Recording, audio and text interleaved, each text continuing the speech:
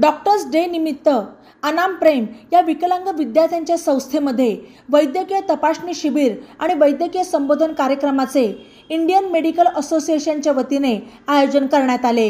यावेळी IMAचे अध्यक्ष डॉक्टर चंद्रवदन मिश्रा, उपाध्यक्ष doctor Narendra Wankhede, doctor Surendra Rajja, doctor Dinesh Patole, doctor Ujjwala Shirsat, doctor Chetana Bahurupi, doctor Piyush Marathe, IMAचे व्यवस्थापक विशाल यमुल, अनाम प्रेम संस्थेचे अध्यक्ष अजित माने आदी उपस्थित होते। खरी श्रीमंती ही शरीराची, बुद्धीची आणि मनाची असते।